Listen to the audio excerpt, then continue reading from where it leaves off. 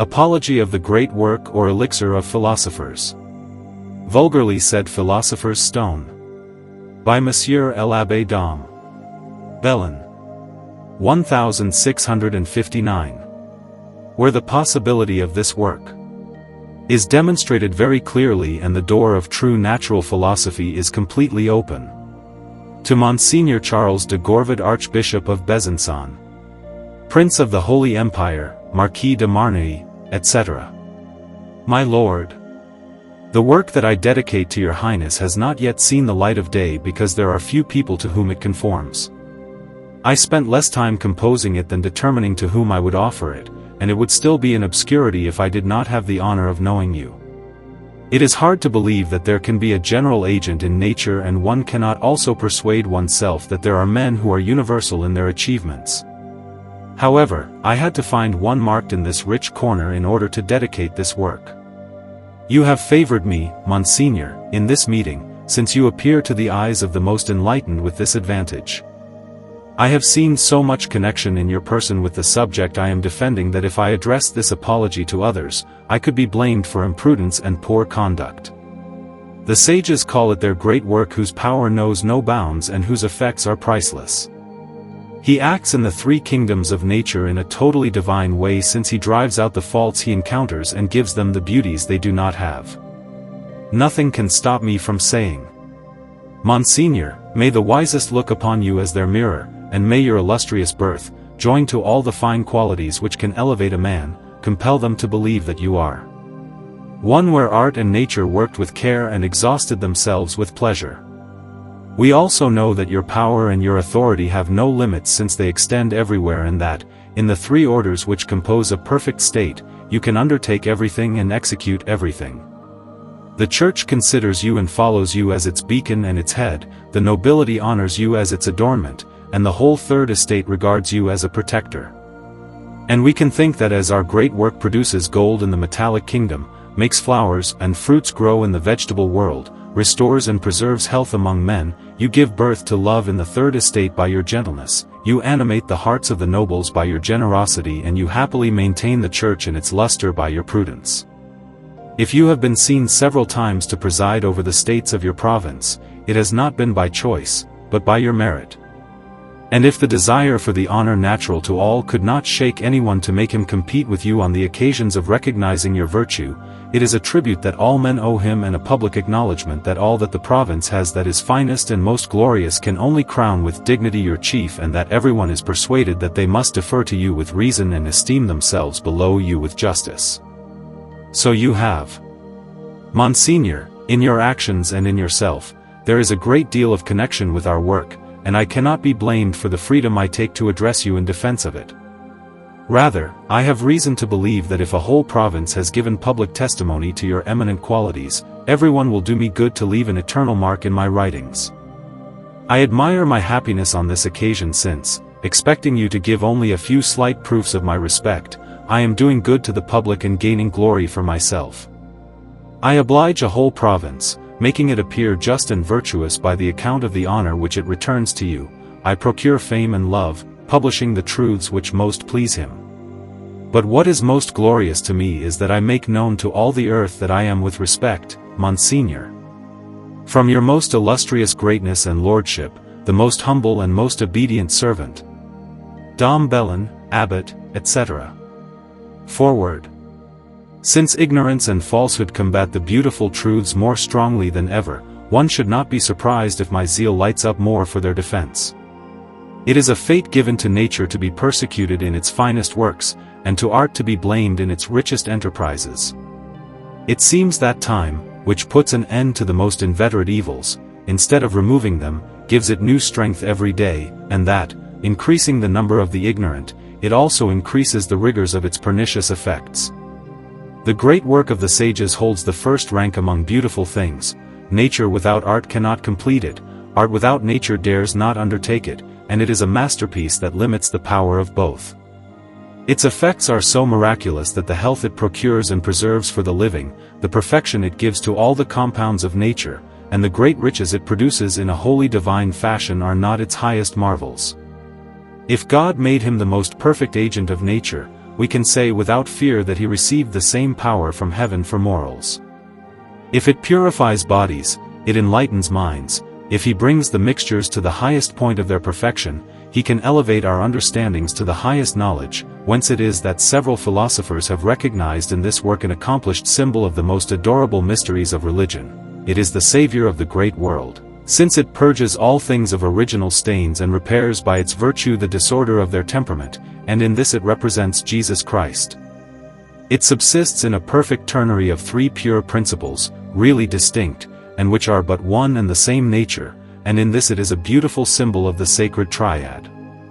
He is originally the universal spirit of the world embodied in a virgin earth, being the first production or the first mixture of the elements at the first point of his birth, to mark us and represent a humanized word in the flanks of a virgin and clothed with a corporeal nature. He is worked in his first preparation, he sheds his blood, he dies, he surrenders his spirit, he is buried in his vessel, he rises glorious, he ascends quintessentially to heaven to examine the saints and the sick, destroying the central impurity of some and exalting the principles of others, in which he depicts to us the works and torments of the Savior, the shedding of his blood on the cross, his death, his burial, his resurrection, his ascension and his second coming to judge the living and the dead, so that this it is not without reason that he is called by the sages the Savior of the great world, and the figure of that of our souls. One can justly say that if it produces wonders in nature, introducing a very great purity into the bodies, it also works miracles in morals, illuminating our minds with the highest light. Much more, if we believe in Raymond Lully, it has the power to drive out the demons which, enemies of order, cannot support the marvelous accord of its principles and its perfect symmetry.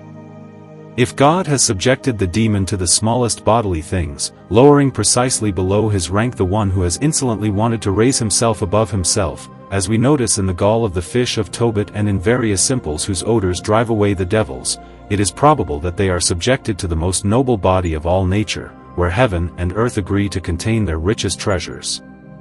All these marvels which have charmed the hearts of the sages, have irritated the minds of the ignorant who, unable to raise their thoughts above the reach of meaning, have always endeavored to make this elixir of life pass for some learned reverie, some chimera and some illusion. They cannot understand that an elementary substance can cure all sorts of ailments and even all those great illnesses that doctors vulgarly call incurable. They do not conceive that, by the use of this universal medicine, one can preserve complete health and prolong one's life. They find it difficult to persuade themselves that this medicine can act on all the bodies of nature in such an astonishing way. They cannot imagine that the minerals. This deplorable ignorance has taken such strong root in our days that the greatest lights are not too brilliant to dissipate it. And since it took birth in the world a long time ago, its darkness is thicker. It has swelled like the streams the farther they are from their sources, and I can say that it has reached a point where the plan to purge the minds of our century of it might pass for a kind of temerity and presumption. Nevertheless, the truth and reality of the philosopher's elixir seems so obvious to me that I would rather expose myself to the censorship of the ignorant than keep silent. If I draw upon me by this design a troop of unjust and senseless persecutors, I hope to engage the most knowledgeable in my defense, and perhaps those who will be more angry against me, in the face of this apology, will surrender one day by the force of its reasonings. And if in the beginning of his reading they regard me as anathema, at the end they will treat me as a friend of philosophy. Thus I will have the honor of having opened the door to a work so rich and so advantageous, and in such a way that those who, immersed in error, have worked until now only by a blind desire and without a reasonable foundation on false and remote matters, to the detriment of their time, their pains, and their property, will be able to happily know the true and the subject from which it must be extracted. At least I will have the pleasure of having worked for the good of the public, fought the lie and sided with the truth. These are the main reasons which commit me to this undertaking and which oblige me to show everyone, to the great contempt of the ignorant. Part 1, Apologetic Arguments. 1. The Four Elements. And in order to proceed clearly and methodically, it is first to be supposed as very true that all sublunary things are simple or compound. The simple are those which compose the mixed, composites are those which proceed from the mixture of simples. Simples are those which contain only one predominant quality of the four radicals, composites are those which are mixed of these first four. These simple substances are called elements, because they are the first principles of which everything else is composed. And, indeed, we know that all the mixtures only are composed of hot, cold, dry, and humid, whence it comes that these four elements being opposed and acting by reason of their contrariety against each other, alter each other doubly, and by remission and by intention, and by this double alteration change the first and true temperament necessary for the duration of each thing and make another fit to produce a new mixture. Also we notice that beings which have no opposites are immortal and not subject to corruption, provided that, moreover, there is no other cause which can destroy them, as it would happen in the rational soul if it were not able to act outside its body. I mean that in this case it would be mortal although it has no opposite, because being only for action, it cannot subsist in the state of not being able to act. Also we notice that beings which have no opposites are immortal and not subject to corruption, provided that, moreover, there is no other cause which can destroy them, as it would happen in the rational soul if it were not able to act outside its body. I mean that in this case it would be mortal although it has no opposite, because being only for action, it cannot subsist in the state of not being able to act. Also we notice that beings which have no opposites are immortal and not subject to corruption, provided that, moreover, there is no other cause which can destroy them, as it would happen in the rational soul if it were not able to act outside its body. I mean that in this case it would be mortal although it has no opposite, because being only for action, it cannot subsist in the state of not being able to act. I do not say, however, that the first four qualities are contrary in all their extent, since everywhere they agree to compose all temperaments. I only want to say that they only fight each other to a certain degree, under which we must however admit a certain latitude, temperament not consisting in an indivisible thing. But when they leave this latitude, they sufficiently destroy the temperament which preserves the mixture and compose another. And thence comes the general corruption which we see in all the compounds of this lower region. 2. The three principles. It is certain, in the second place, that all the compounds of these four elements are reduced to three principles, namely, to sulfur, salt and mercury, which, according to their various mixtures, compose all sublunary things, although infinite in number, in properties, and in virtues. It is a fine subject for meditation and a worthy reason to admire the author of nature, to see that this great variety of flowers, leaves and fruits, of gems and metals, this diversity of species among animals, only comes from the various mixture of three things. This truth seems very obvious, since in the resolution of all compounds we see these three things and nothing more. We see in it a terrestrial part, an aqueous and a sulphureous part. We see there a body, a soul and a spirit, and in this ternary we likewise see the quaternary of the four qualities and elements. The body is made up of earth and water, and we call it mercury, the soul is composed of air and fire, and we call it sulfur. Salt is like matter, sulfur like form, and mercury the unifying means, for, as body and soul participate in qualities that are too distant and opposed, mercury, which participates in the qualities of soul and body, serves as a mediator, and as it is water and air, and as it is water it partakes of the body, and as it is air it approaches the soul, hence it makes the connection of salt with sulfur, of the body with the soul. And it is true that according to the mixture of these three things, of this salt, of this sulfur and this mercury, one on the other and one with the other, proceeds this admirable diversity of all things. And in order not to forget anything, I will tell you that this mixture is made, in three ways, according to the three different actions which meet between the elements, namely, the action of fire on the air on the water and of the water on the earth, which, like the base and the purely passive principle, cannot act and does not act. The action of fire on air makes sulfur, the action of air on water makes mercury, and the action of water on earth makes salt. And because there are only these three kinds of actions between the elements, there can be only these three things in all the compounds of the lower nature. Namely, the action of fire on air on water and of water on earth, which, like the base and the purely passive principle, cannot and does not act. The action of fire on air makes sulfur, the action of air on water makes mercury, and the action of water on earth makes salt. And because there are only these three kinds of actions between the elements, there can be only these three things in all the compounds of the lower nature. Namely, the action of fire on air, of air on water and of water on earth which, like the base and the purely passive principle, cannot and does not act. The action of fire on air makes sulfur, the action of air on water makes mercury and the action of water on earth makes salt. And because there are only these three kinds of actions between the elements, there can be only these three things in all the compounds of the lower nature. This is also why we see that all the mixtures here below are preserved, nourished and maintained only by these three principles, especially since each thing is nourished, maintained and preserved by the same principles of which it is composed. It seems to the eyes of the ignorant that all the mixed feed on 1,000 different things, but not to the eyes of the philosophers who recognize only one food for all the mixed here below. As they are composed of salt, sulfur and mercury, they feed only on salt, sulfur and mercury, and although these three things seem so diversified, it is because nature sweetens her works and dresses them variously to satisfy the different temperaments of all things. She acts like a skillful cook who, with the same thing, makes all different stews and prepares the same foods in 1,000 different ways. All these different species which astonish us by their diversity are but one and the same thing variously seasoned and mixed. Minerals, plants and animals seem to be conserved and nourished differently, however, they all have only one food composed of sulfur, salt and mercury.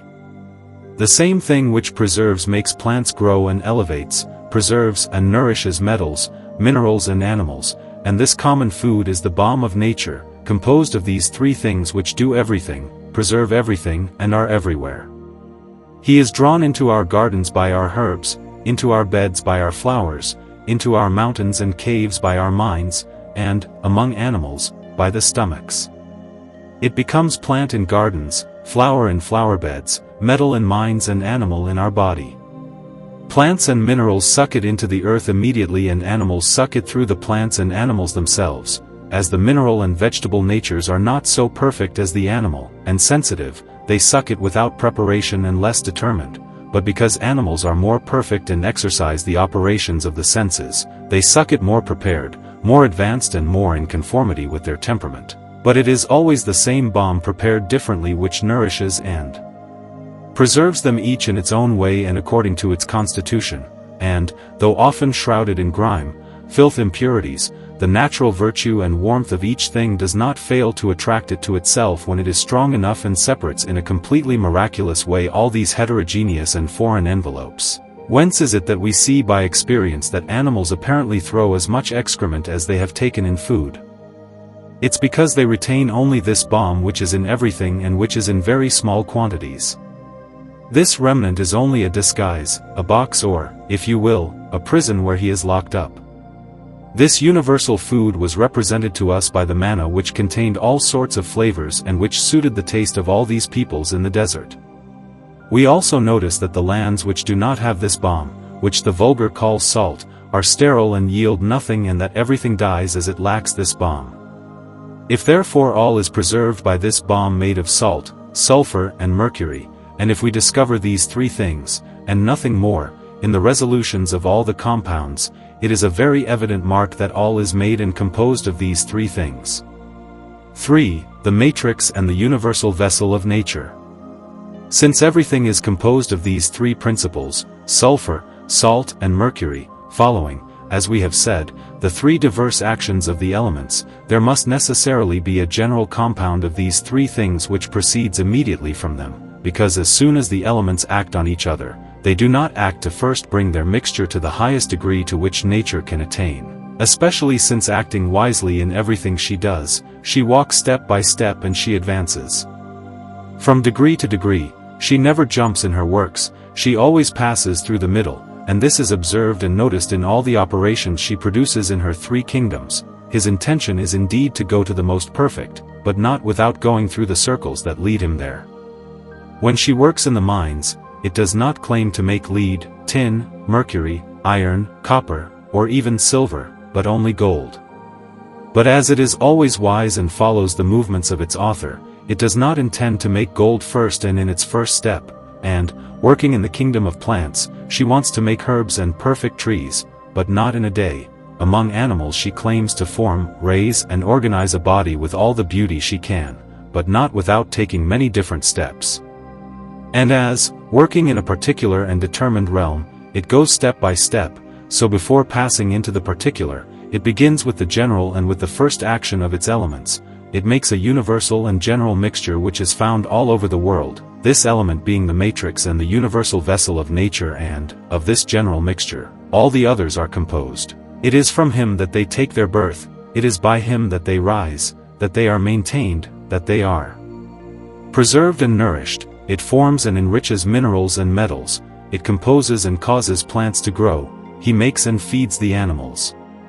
It is this first work of the elements esteemed by the sages more than all the gold in the world, it is that vile and precious subject, it is this matter which is not the first, but almost the first, it is this dough which makes all the baked breads of nature, it is this gold of the philosophers, it is the seed of gold, it is this mineral stone, vegetal and animal, and which however is not mineral, vegetable or animal. It is this mercury which includes all that the sages seek, it is this water which does not wet the hands, it is this Protheus who dresses in all colors, it is this poison and it is this antidote, it is this fire of nature, it is this bath of the king and queen, it is this sun of the sun and the moon, it is the androgia of the sages, it is this hermaphroditic Venus which contains the two sexes, the male and the female, the cold, the dry, the humid and the hot, in a word, it is the matter and the subject of the sages. 4. Nature's work. But nature has its limits and limits in all its operations, both because of the impurities, stains and refuse that it cannot separate in its composition and first mixture of the elements into its principles, as for the indisposition of the material or the place where it works to make its mixture, and for the lack of the heat necessary to reiterate and push its same operations further. Hence its first general compound is impure and less elevated, and therefore its principles remain general.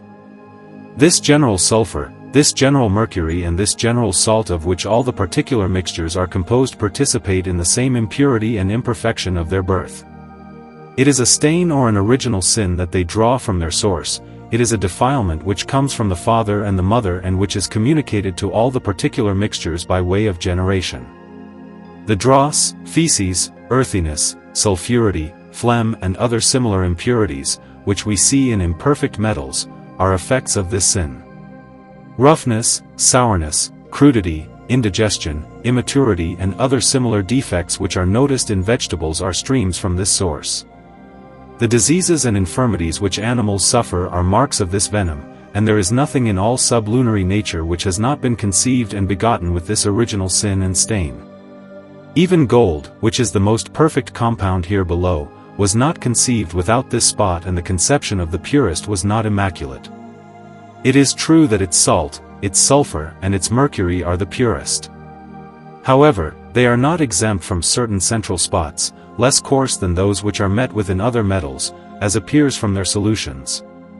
Moreover, it is not so high as it could be, having in the mixture and constitution of its three principles only the weight, the tint and the fixation which are necessary for it, and not being able to communicate any to others. And we notice that all the mixtures which are made of other metals and minerals with gold, although purified by their cements and other processes, are not augments of this gold, but that after all these works we always find gold in the same state as it was before, and the metals which we have mixed are in no way exalted.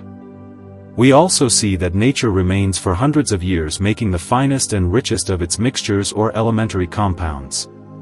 It is because of its original impurities which dampen the force and vigor of the actions of nature, that the latter, lacking the heat necessary to carry and push its digestions to the point it wishes, is forced to continue the same work to do in a long time what it would do in a short time by stronger and more vigorous operations. 5. Art work.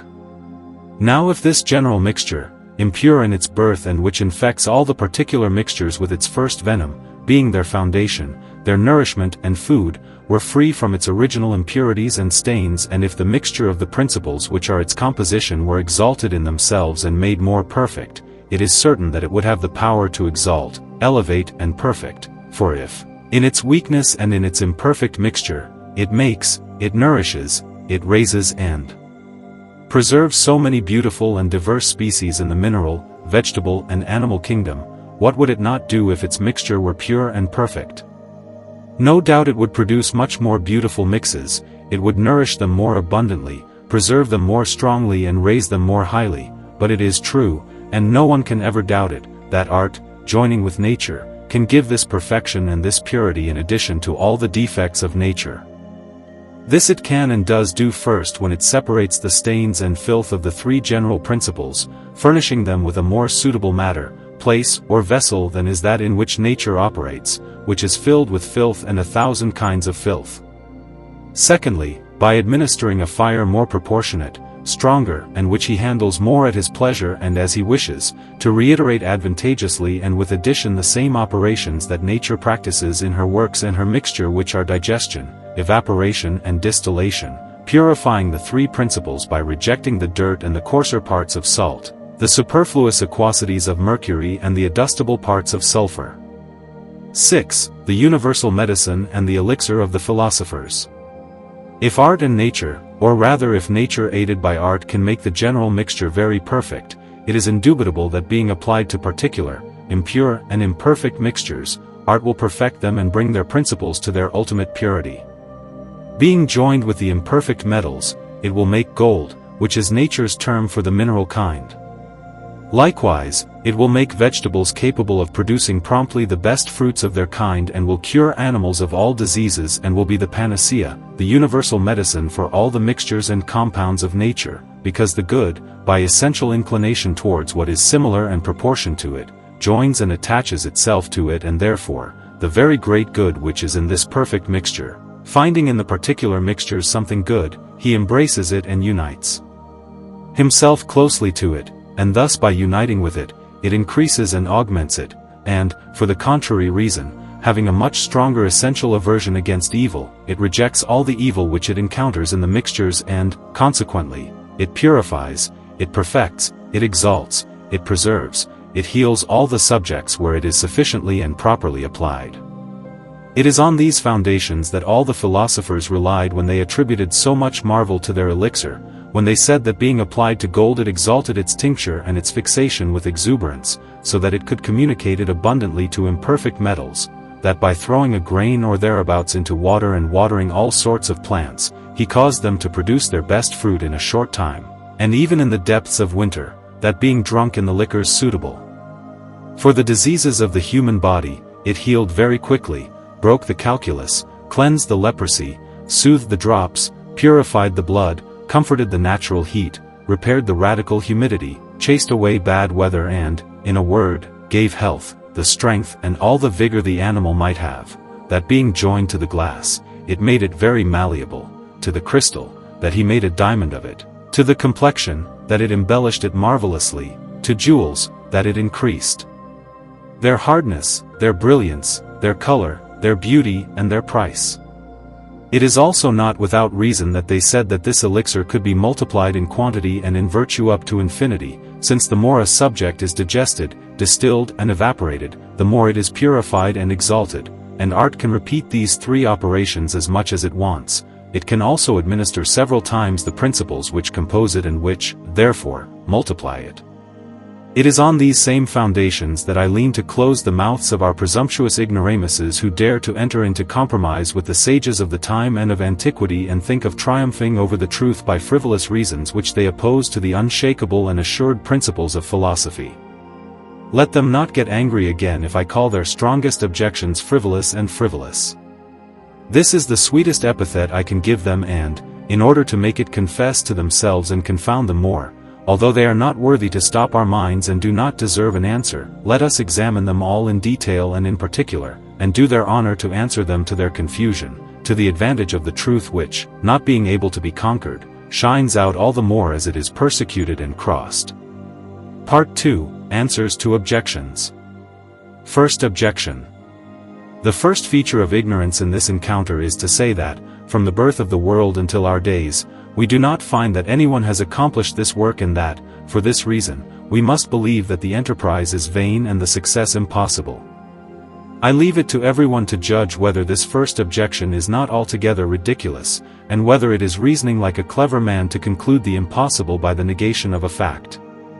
Whoever would say that God cannot create new creatures if he wanted to because he has not yet created them, that the king cannot make armies of 100,000 men because he has not yet raised so many, would he not justly pass for meaningless? It is a maxim in logic that the consequence is vicious, which infers, by the privation of the act, a power failure. Thus, when it were true that no one has ever done the great work of the sages, one could not infer that success is impossible.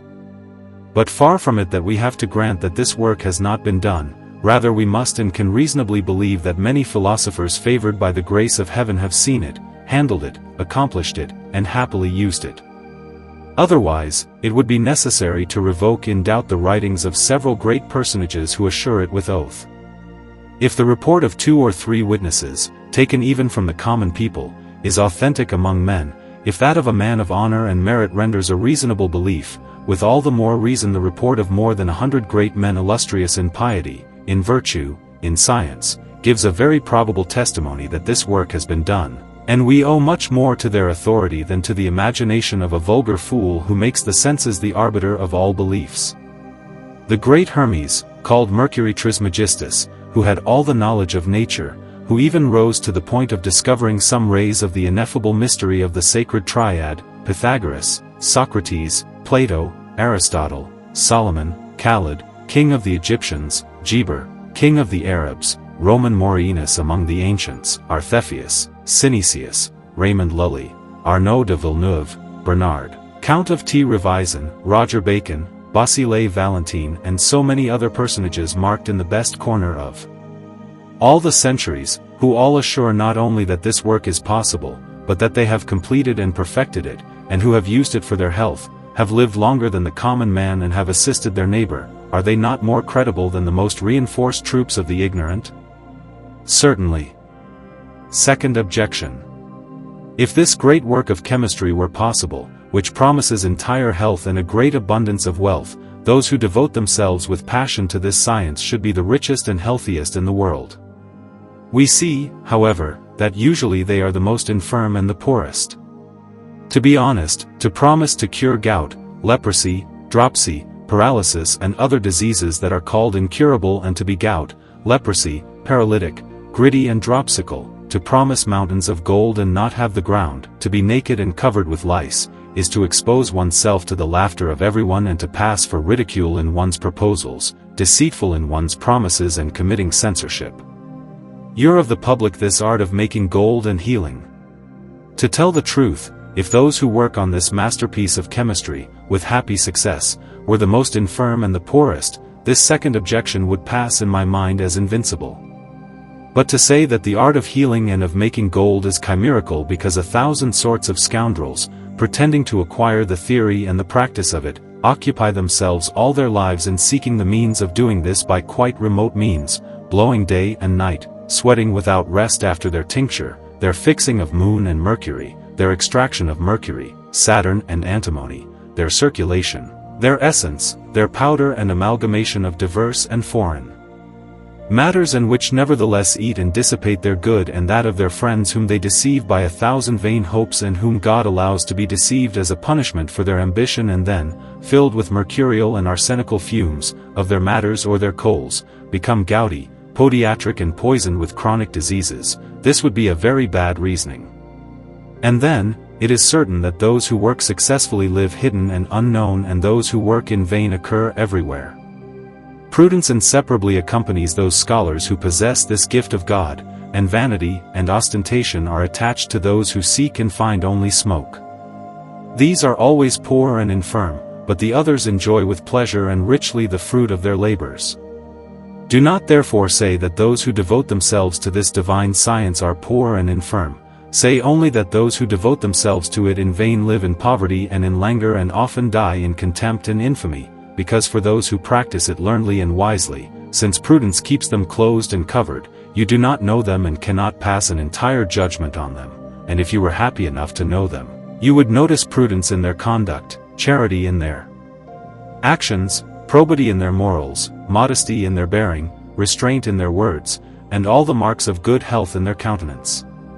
Do not therefore say that those who devote themselves to this divine science are poor and infirm. Say only that those who devote themselves to it in vain live in poverty and in languor and often die in contempt and infamy, because for those who practice it learnedly and wisely, since prudence keeps them closed and covered, you do not know them and cannot pass an entire judgment on them, and if you were happy enough to know them, you would notice prudence in their conduct, charity in their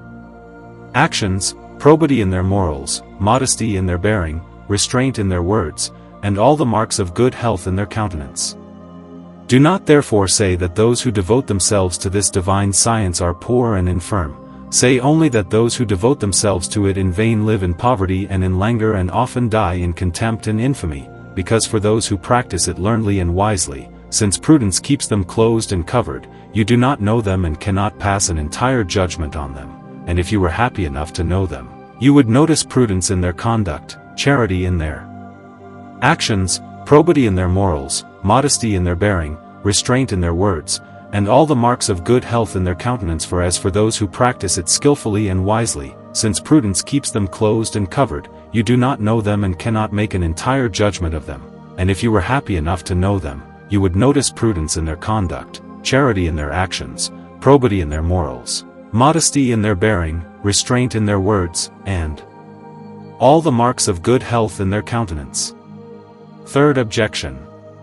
But you will still say that it is not only those whom I call scoundrels who labor in vain in this work, that all the centuries have seen some who passed for scholars and great men and who, after having spent 30 and 40 years in search of this great elixir, have found nothing true and real and have loudly confessed that it was a presumption to undertake it, a vanity to hope for it and folly to spend a lot of time on it.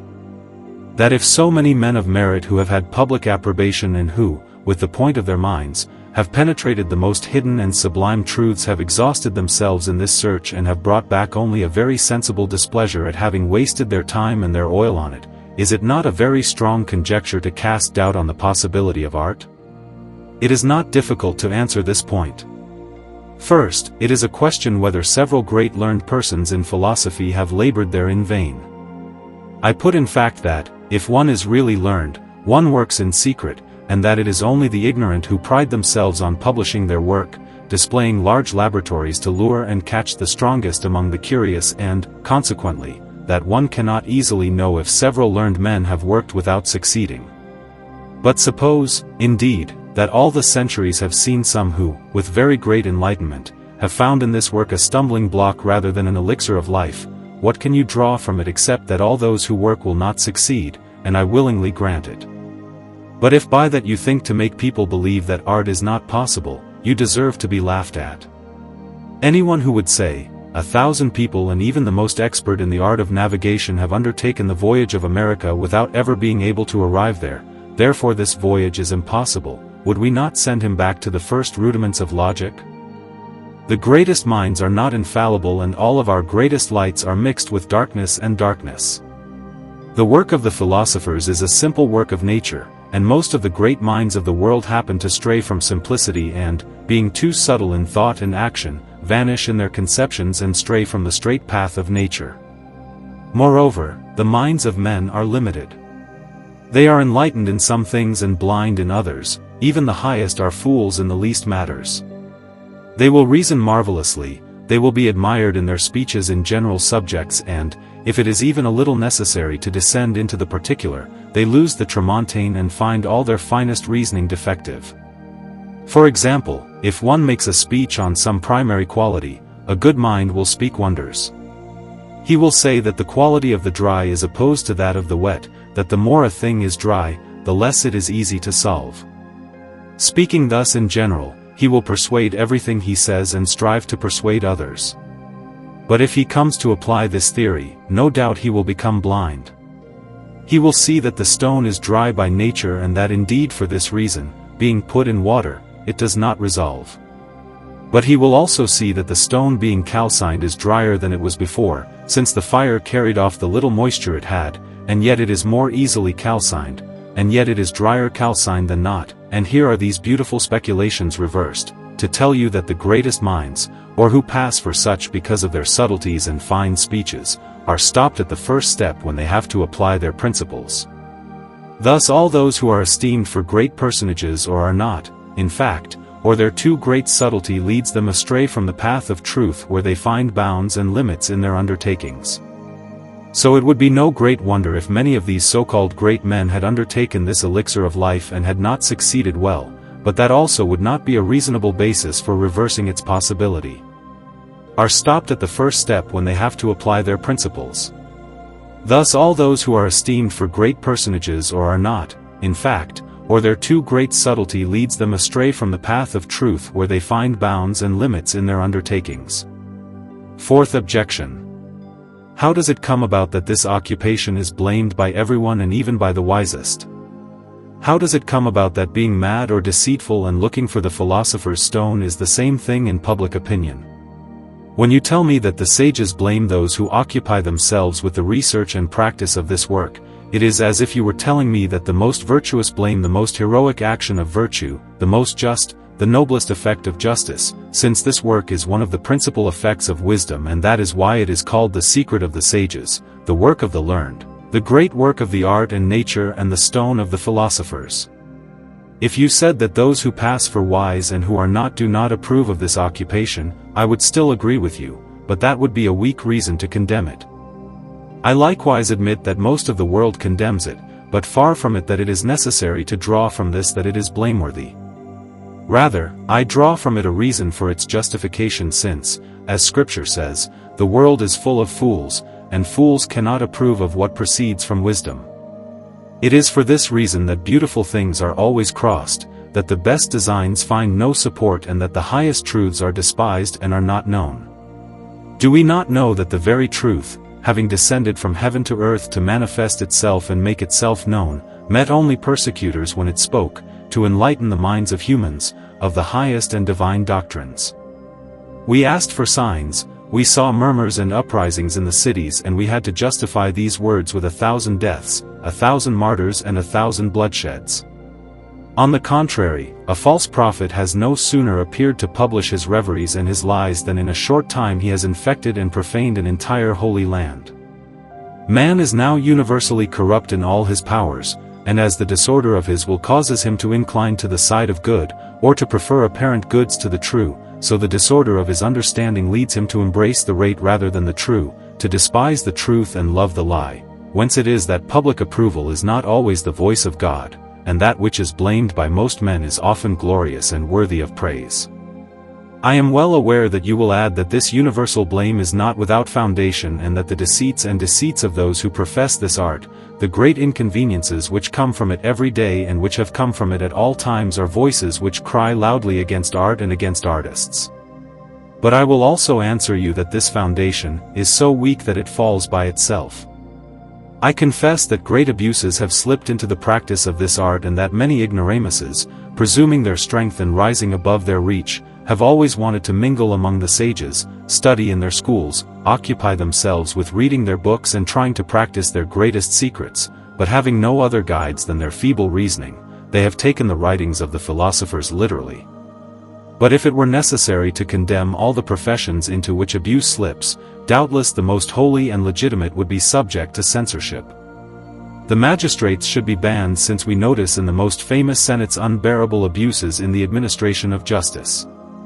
It would be necessary to ruin the cloisters, overthrow the temples and abolish the holiest institutes since abuses take place there.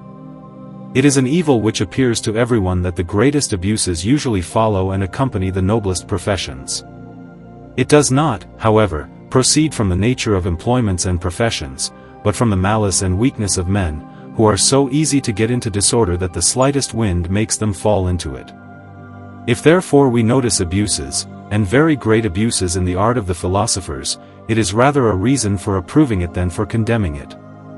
And, moreover, all this says nothing against its truth and its possibility. Fifth objection. It does not appear that all the compounds of the universe, almost infinite in number, which are filled with 1,000 impurities, subject to 1,000 kinds of different diseases, stained with 1,000 stains, can be healed, purified and cleansed by a single remedy. We clearly notice in each thing specific properties and that each simple animal and mineral has its own qualities for some particular evil, but medicine has not yet discovered any which contains the properties of all together. She does say that rhubarb purges bile, agaric, pituite, that chicory is specific for liver diseases, minium solis for calculus, peony against epilepsy, sundew for the lungs, and attributes particular qualities and virtues to all individuals. In truth, this fifth objection being based on appearance, I am not surprised if it has nothing true except appearance. You say that there is no likelihood that a remedy can be universal and general. And tell me why you would rather admit a universal food which nourishes all the subjects of elementary nature, which is all in all everywhere and all with all, which elevates the mineral, makes the plants grow and nourishes the animal.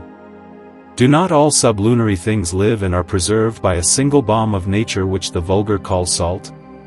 If everyone obviously sees and knows this universal food, why can't we say that there can be a universal remedy in the same way, since there is nothing to do but exalt this food and elevate it so much by the operations of art, imitating nature, that from food it becomes medicine, as we exalt wine and its spirit so that it is no longer an ordinary drink, but a sovereign heart. Thus being, before its exaltation, a universal food, it will be after its elevation a universal remedy, for as it acts only in two ways, first supporting nature, secondly introducing a perfect temperament into everything by its perfect mixture of elements, its action and its virtue must be universal, so much so that by acting in the first way, I mean by supporting nature, it makes her vigorous and strong enough to reject what is contrary to her in any way whatsoever. Nature being fortified, she universally combats all evils that attack her, and when she is strong enough, she is always victorious. Secondly, by acting by the introduction of a perfect temperament into the mixture, it drives out indifferently all the diseases which corrupt the subject where it is applied, because the diseases consist only in bad weather, and, from these two ways of acting, we very clearly collect a universal virtue in this remedy. He is the son of the sun and the moon, says the great Hermes, he retains nature from his father and his mother, and as the power of these two principal causes is universal, his virtue is likewise general. Say no more then that there is no appearance that a single remedy can have a universal power over all the diseases of the compounds of nature, lest it be said that there is no appearance that you have common sense and, if you have no other reasons, surrender to the force of our reasonings. Sixth objection. No, ignorance is not yet sufficiently humbled, it is conquered, but it is not convinced. She still has one trait left that she saved for the last as her Achilles. Since it's his last breath, let's give him the opportunity to see it expire. She finally said, after having struggled in vain, that if there were a universal medicine, therefore incorruptible, man could make himself immortal. Making himself immortal, he would give the lie to Scripture, he would contradict St. Paul, he would call for the death sentence pronounced against all men, which cannot fall into the mind of a wise man and a Christian. He would make himself immortal because, as long as the mixture of his three principles, of his sulfur, of his salt and of his mercury, is perfect, he will never be sick, at least ab intrinsico. Not being ill, he will never die. Now is it that the medicine we suppose puts and preserves the humors and the four elementary qualities in perfect accord? It maintains the perfect mixture, as we have said, of its three principles, sulfur, salt and mercury. This is no doubt the last effort of ignorance and lies against the truth, but I assure myself that it will die here like the candle, giving off some special sparkle. I persuade myself that it is on this dungeon that our greatest enemies stand strong and think of gaining victory, but they must be disillusioned.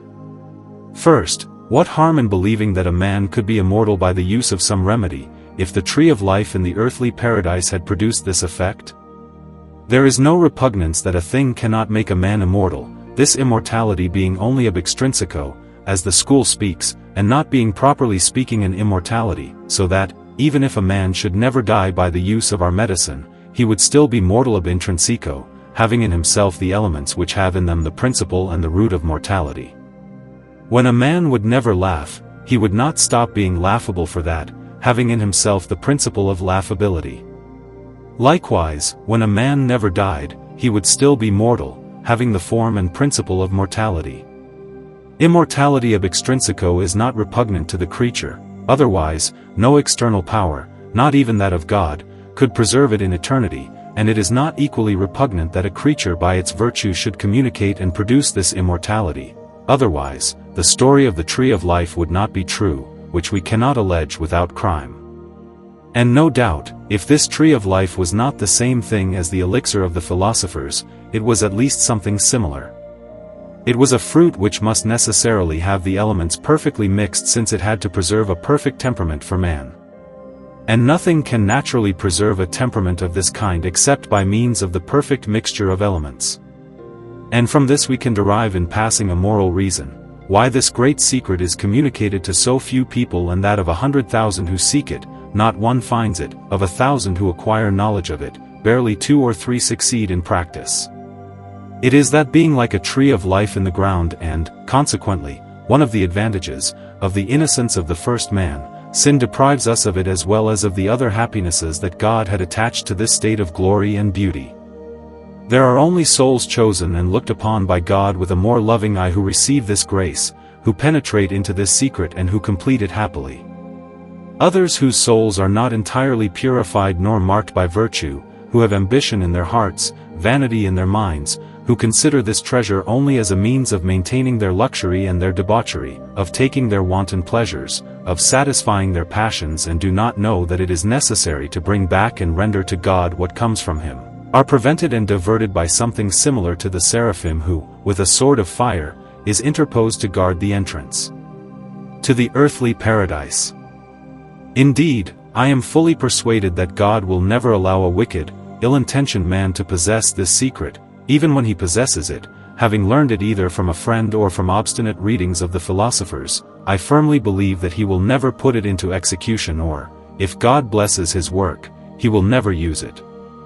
Let us hold as a certain maxim that God only reveals it to a good man, or so that he may become a good man, for I put in fact that the knowledge and possession of this great work is not one of the least means of grace to straighten a man, especially since, first, having the knowledge of this work, he knows all nature, which is, as the Apostle says, a step to ascend more easily to the knowledge of God. Secondly, possessing this secret, both in effect and in theory, he has nothing more to possess in the earth. It is a treasure that contains all the others, since it gives health and wealth, sources of all the other goods that men adore. That if he has nothing more to desire and to possess on earth, as the spirit of man is not yet filled, nothing being able to fill it but God, and 1,000,000 worlds not being enough to fill the natural capacity of our soul, even as much as it knows and possesses creatures, the less it is filled, and the more these worlds it knows are beautiful and admirable, so much the less it is satisfied, especially since the knowledge of effects and of the most beautiful effects excites our desires to know the cause of so many beautiful effects, and thus the possession of all creatures, instead of filling and satisfying it, only increases its thirst, increases its desires, and redoubles its movements. She wants to go to the source and no longer stop at small streams. It wants to reach this first motor. She despises her finest effects, and the philosopher's stone no longer seems like anything to her. She wants to join her first principle. In a word, she seeks God alone being able to fill and content her, having in this secret all that she can hope for and desire on earth. And, knowing that she is less filled than ever by the reason we have just said, she casts her eyes on the side of heaven, so that the possession of this secret is a great means to a spirit even slightly enlightened to be holy and to become a good man. But imperceptibly this moral digression would lead me out of the subject if I were not careful. Let us therefore return to our subject and say that the elixir of the philosophers, being a very perfect substance which has in itself a very perfect mixture of elements, and, therefore, being a second tree of life not produced by nature like the first, but by nature aided by art, it can prevent man from dying, it could give him immortality ab intrinsico, and that in this there is neither absurdity nor inconvenience, and, therefore, it is not too strong an objection against the possibility of art. When it is said that man would make himself immortal, since there would be no inconvenience in granting this consequence. Nevertheless, I do not grant it. Rather it must be said that although our elixir has the power to impart that immortality of which we have spoken, being applied sufficiently and wisely, however, he has not done so since the death sentence pronounced against all mankind and signified to our first father. God has limited not her power, but the use and exercise of her power, by not allowing the artist to push her to the highest degree of her perfection, to which degree alone she is capable of this effect, for there is a latitude in the perfection of the temperament, or else by not permitting its use to subjects who are quite disposed to this exaltation, as would be, for example, a young man at the age of 20, in whom the three principles are mixed by nature, as it should, to make a good temperament and are not yet debilitated, and one is neither stronger nor weaker than necessary. In this one, our elixir would do wonders because, finding a subject composed perfectly in its principles, that is to say which has all the sulfur it needs, all the mercury and all the salt it needs, the elixir, exalting and perfecting these three principles in accordance with the temperament and the subject, no doubt he would immortalize such a subject, but not being administered by God's permission so expediently, neither in a subject, nor in an age, nor in such a suitable time, it does not immortalize, but only preserves health long and prolongs life.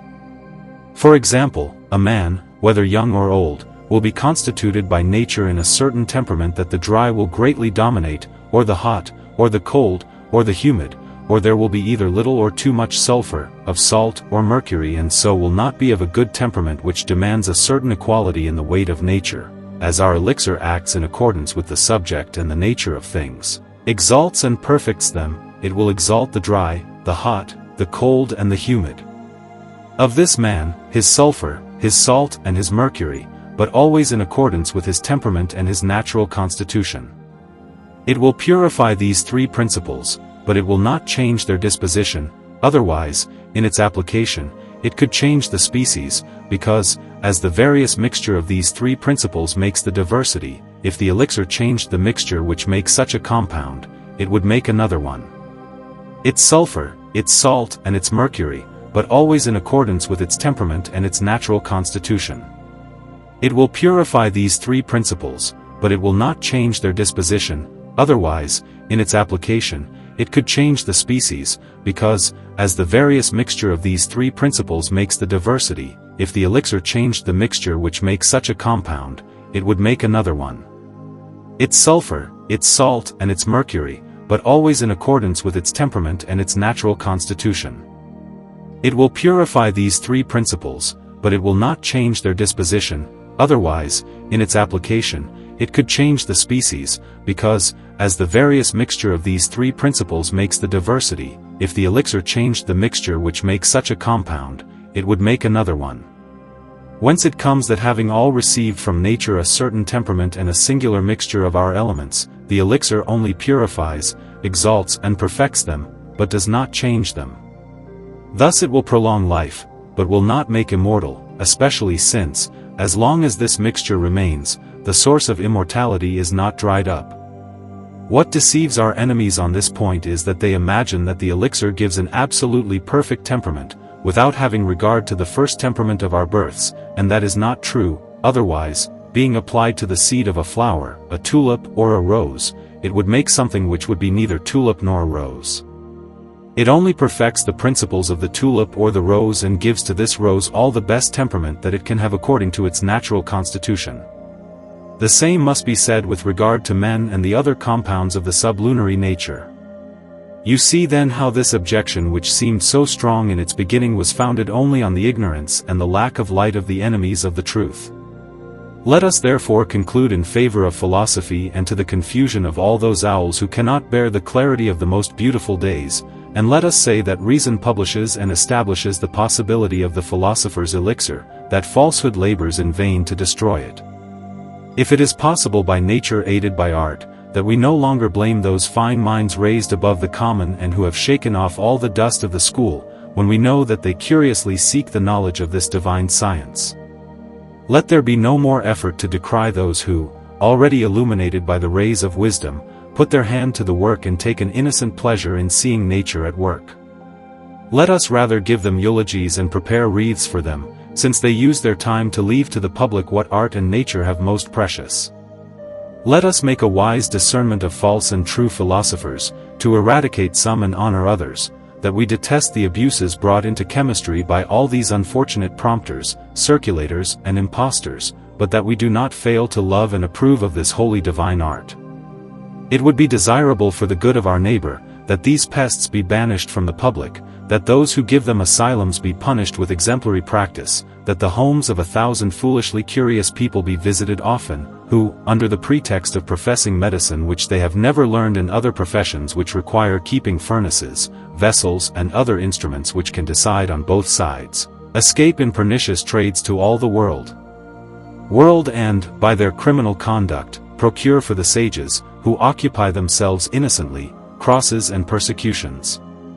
The work of the sages does not require such large laboratories, so many kinds of instruments and furnaces. It is a simple work of nature, hostile to so many inventions, so many artifices and subtleties. Our ancient philosophers who were lucky enough to get through it didn't make so many faces and didn't bring so much ceremony. As they were wise, they were also lovers of simplicity and enemies of too subtle artifices. If it were my intention here to speak of the practice of this work, I would let everyone know that it is very simple and natural and that one does not need to be very chemical in the way one is at present to begin it, continue it and finish it happily. But having undertaken only to defend him against his slanderers, I will reserve this design for another meeting. Don't think, however, that I want to boast of having the practice as much as the theory. No, I do not promise to declare it to you with all the particular operations which suppose an experience, but to tell you them in general and to make you see sufficiently by it how this work is simple, natural and far from all the ambiguities which meet in the houses of our public prompters and deceivers. It is true that one must be entirely one's own and that this divine employment requires a whole man and possesses him entirely. It is a hermit's work, it is the occupation of a solitary, it is the exercise of a man who knows the world and has said a last farewell to it. Another who will be engaged in the world, embarrassed in business, engaged in trade, employed in commerce, occupied in offices and in dignities, must not undertake it and, if he undertakes it, his labors will be useless and his hopes vain. The surest thing is to expect from heaven the means, the opportunities and even the thoughts or inspirations to go about it, because, since it is a gift from God that he gives to whoever he wants, we must hope everything from his goodness, expect everything from his grace and relate everything to his conduct. The end.